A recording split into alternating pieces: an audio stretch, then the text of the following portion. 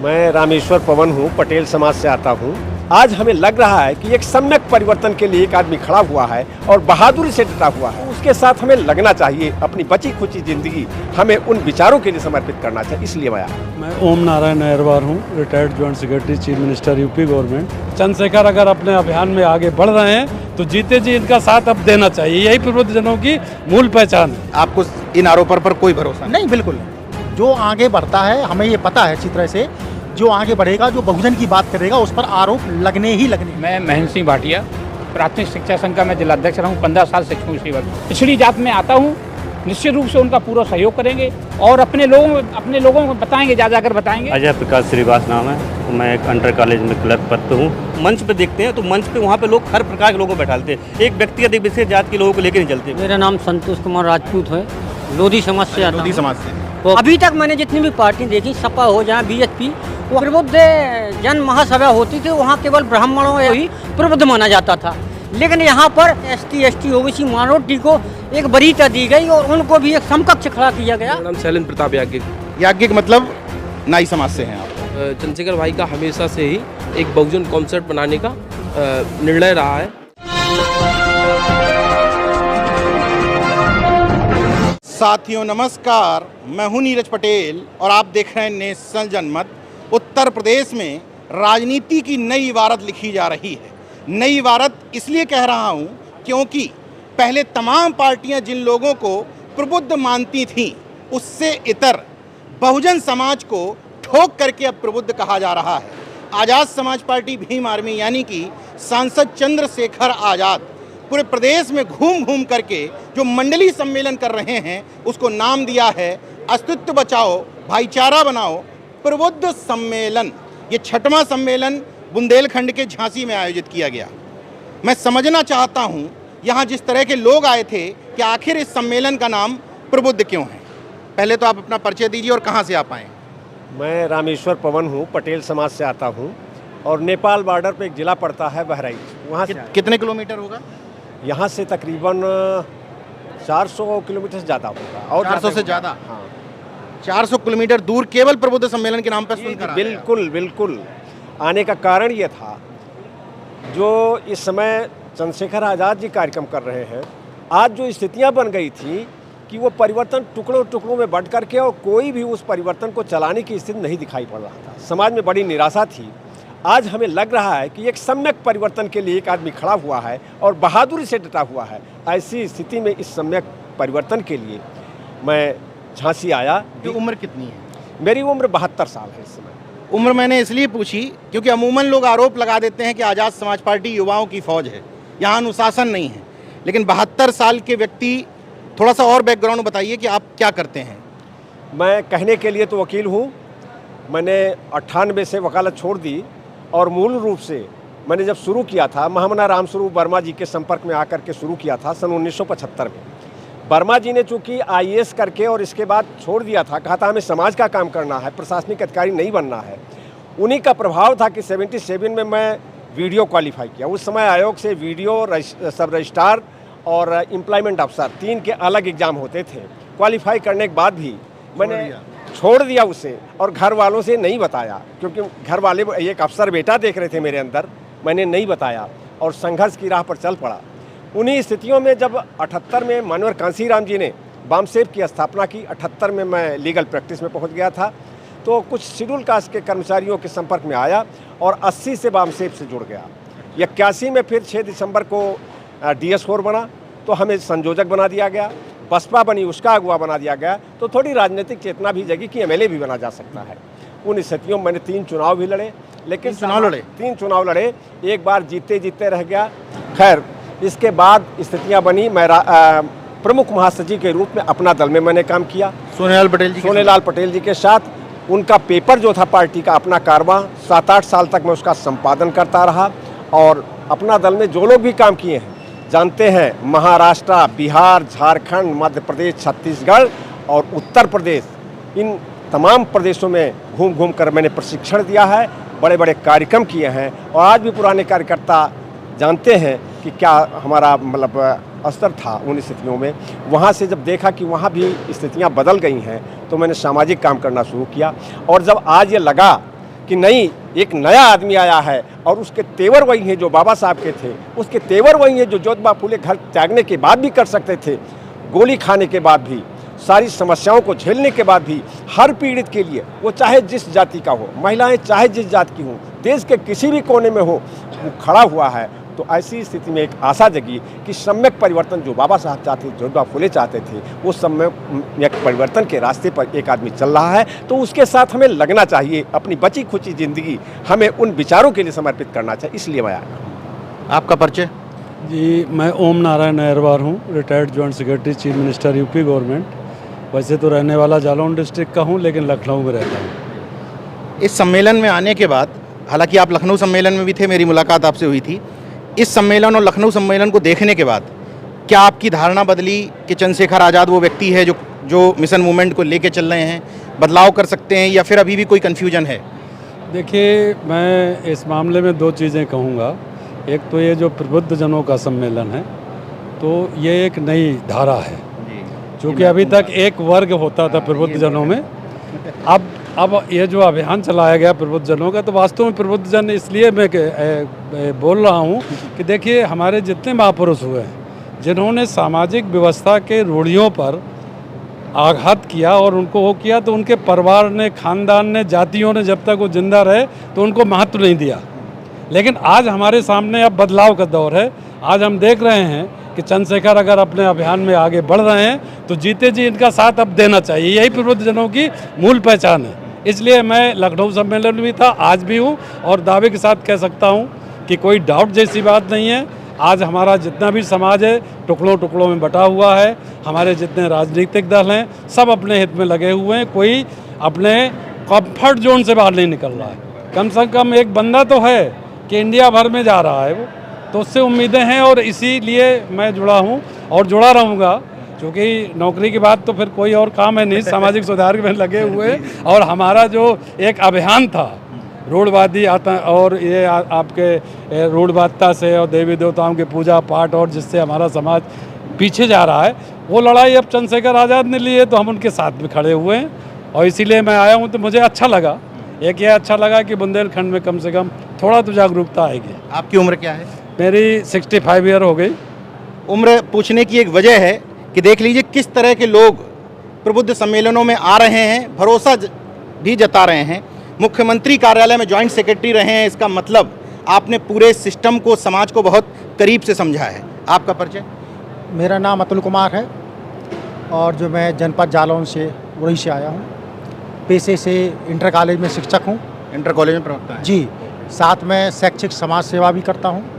गरीब बच्चों से लेके जिनको किताबों की ज़रूरत होती है, जिनको ट्यूशन की ज़रूरत होती है, या जो पैसे के अभाव में जो कहीं पर एडमिशन नहीं ले पा रहे हो, पढ़ना चाहते हैं, तो उनको जो है हम जो है मदद करते हैं। क्या लगा कार्यक्रम में आने के बाद, चंद्रशेखर आज़ाद में वो दमखम है जी जो बहुजन समाज को ज़रूरत है? जी बिल्कुल। चंद्रशेखर भाई SC ST OBC अल्पसंख्यक की बात करते हैं, उनके हक हकूक़ की बात करते हैं, रिजर्वेशन की बात करते हैं, किसानों की बात करते हैं, इसके साथ बैकलॉग भरने की भी बात करते हैं। आपने कहा बात करते हैं, बात बहुत सारे लोग बहुत अच्छी करते हैं। नहीं, ऐसा है कि बात करने के साथ साथ जब से वो नगीना से सांसद चुने हैं, तो मैंने संसद में भी उनकी बात को सुना है, कहते हैं। और कई ऐसे उन्होंने लेटर भी जारी करवाए हैं जो शायद और भी सांसद हैं जो कभी नहीं करवा पाए। तो इसलिए चूँकि मेरा ASP से कोई संबंध नहीं है, लेकिन चूँकि मैं वैचारिकी को प्रभावित हूँ और बहुजन समाज के, बहुजन नायकों के विचारों पर चलने वाला व्यक्ति हूँ, मुझे लगा कि प्रबुद्ध जन सम्मेलन है तो वहाँ जाना चाहिए और भाई का साथ देना चाहिए। अच्छा, टीम बदलाव के माध्यम से आप सारे साथियों ने सहयोग भी किया 50,000 रुपये का, तो क्या लगा, ऐसे मन में क्या भाव आया कि सहयोग कर देना चाहिए?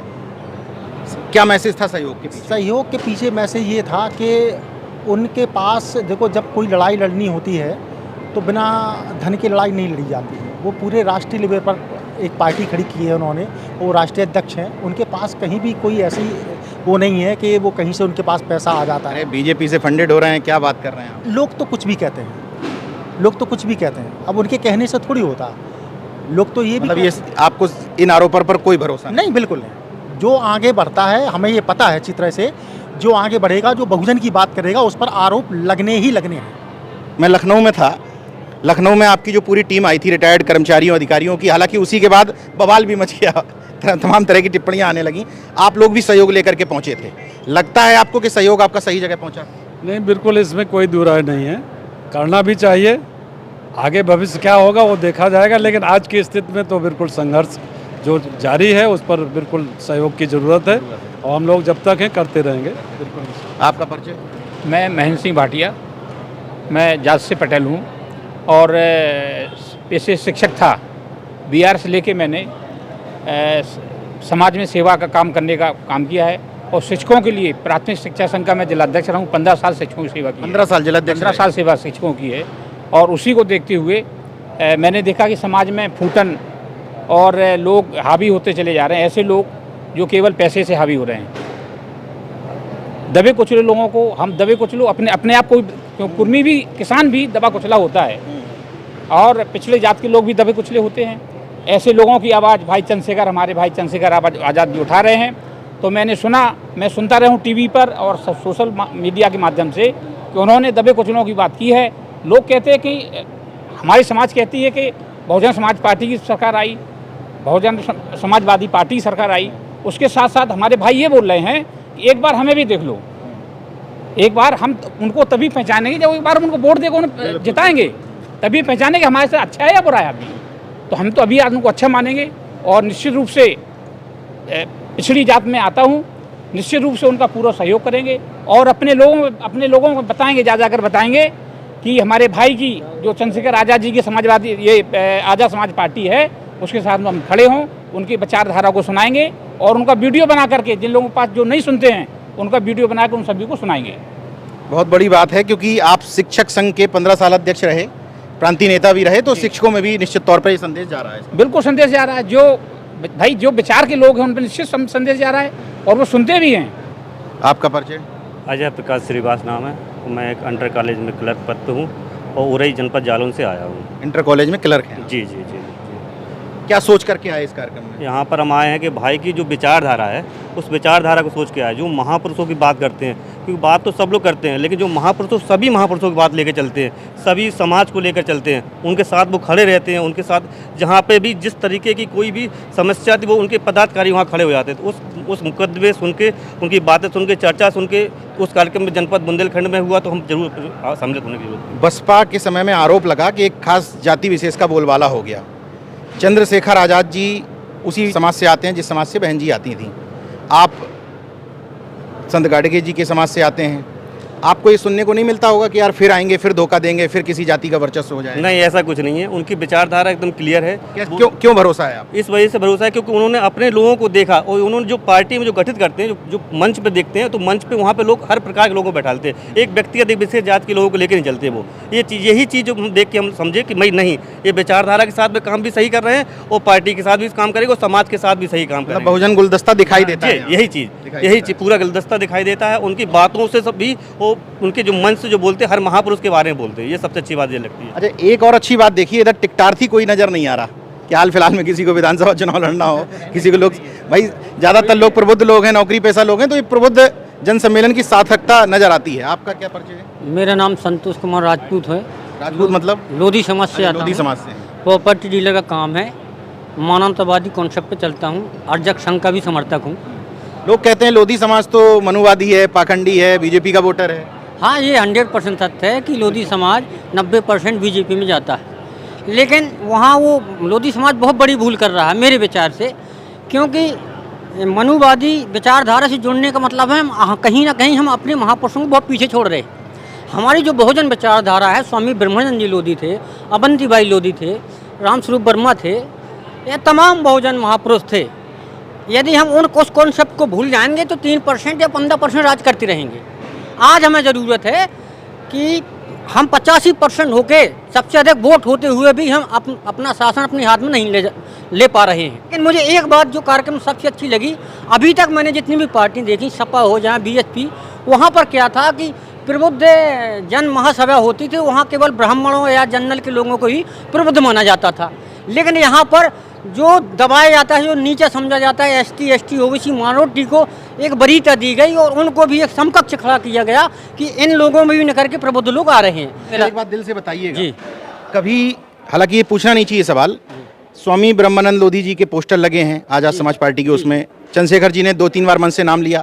आज से पहले कभी कोई पार्टी ब्रह्मानंद जी की जयंती को छोड़ दें तो अलग बात है, क्या सामान्य मंच से कभी किसी ने ब्रह्मानंद लोधी का नाम लिया किसी और पार्टी के नेता ने? नहीं, मैंने तो अभी नहीं सुना है। ज़्यादातर ये संकीर्ण विचारधारा के लोग हैं तो अपने महापुरुषों को आगे करते हैं। लेकिन चंद्रशेखर आज़ाद जी में एक जो मैंने खूबी देखी है, SC ST OBC माइनॉरिटी के जितने भी महापुरुष हैं सबको एक बहुजन बनाने का काम कर रहे हैं। एक बात जो ये कह रहे हैं संतोष राजपूत जी, मैं जरा इधर तस्वीरें दिखाना चाहूँगा कि मंच पर जो तस्वीरें थीं, ज्योतिबा फूले साहब से शुरुआत, उसके बाद साहू जी महाराज, बाबा साहब और कांसीराम साहब।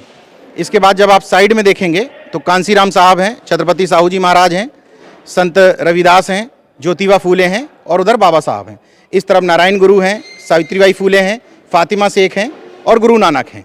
मतलब और शहर में भी जो होर्डिंग लगवाई गई हैं उनके समर्थकों द्वारा, उसमें भी महापुरुषों का, विभिन्न जो बहुजन महापुरुष हैं उस कॉन्सेप्ट को पूरी तरीके से उतारा गया है। मैं एक सवाल जानना चाहता हूं, क्या नाम है? मेरा नाम शैलेंद्र प्रताप याज्ञिक। याज्ञिक मतलब नाई समाज से हैं आप? ये मैं इसलिए पूछ रहा हूं क्योंकि अमूमन ये कहा जाता है कि अति पिछड़ों की कोई भागीदारी नहीं होती। मुझे जो जानकारी है उत्तर प्रदेश में शायद नाई समाज का कोई विधायक, MLC तो बने हैं, कोई विधायक शायद आज तक नहीं बना। तो इनसे कुछ उम्मीद ऐसी है क्या कि ऐसा हो सकता है इस पार्टी से? जी बिल्कुल, अगर देखें तो चंद्रशेखर भाई का हमेशा से ही एक बहुजन कॉन्सेप्ट बनाने का निर्णय रहा है। बहुजन का अर्थ होता है बहुमत। वो कोशिश कर रहे हैं उस बहुमत को बनाने की, जो बहुमत कभी डॉक्टर बाबा साहब भीमराव अम्बेडकर ने बनाया, जननायक कर्पूरी ठाकुर ने बनाया, या तमाम महापुरुषों ने कोशिश की उसको बनाने की, उस विचारों पे, उनके आदर्शों पर चलने की पूरी कोशिश कर रहे हैं। इस मंच पर मैंने जितने लोगों को आपको सुनाया, इसमें एक सामाजिक ताना बाना भी है, एक गुलदस्ता भी है, बहुजन कॉन्सेप्ट भी है, पढ़े लिखे लोग भी हैं, जहाँ पर लेखक भी हैं, शिक्षक नेता भी हैं, रिटायर्ड ज्वाइंट सेक्रेटरी भी हैं, लिपिक भी हैं, इंटर कॉलेज के प्रवक्ता भी हैं, सामाजिक कार्यकर्ता भी हैं। मतलब इस तरह का पूरा कॉन्सेप्ट बना करके मंच पर रखा गया था। अब ये तो मैं नहीं कह सकता कि इससे कितना परिवर्तन आएगा, लेकिन ये 6वां सम्मेलन था। 18 सम्मेलन प्रदेश में होने हैं। निश्चित तौर पर बड़ा राजनीतिक बदलाव की तरफ ये संकेत जा रहे हैं। लेकिन दलाल मीडिया तो भाई, गोदी मीडिया का क्या कहना, ये जो प्रबुद्ध शब्द है, इस शब्द पर बड़ी बड़ी डिबेट होनी चाहिए थी, क्योंकि इस प्रबुद्ध शब्द ने उत्तर प्रदेश की राजनीति को मथ दिया है। लेकिन चर्चा इस पे नहीं होगी, चर्चा उन नेगेटिविटी वाली चीज़ों पर होगी। बहन जी के लिए इन्होंने क्या कह दिया है, इन्होंने बहन जी के लिए क्या कह दिया, घुमा फिरा करके इन्हीं चीज़ों पर डिबेट करते हैं। लेकिन मैं लोगों से अपील करूंगा कि कम से कम ये समझें कि प्रबुद्ध अब कौन है और उत्तर प्रदेश की सियासत और सत्ता किस तरफ जाने वाली है। देखते रहिए नेशनल जनमत, जागरूक और सजग बने रहिए। जय विज्ञान, जय संविधान, जय लोकतंत्र। धन्यवाद।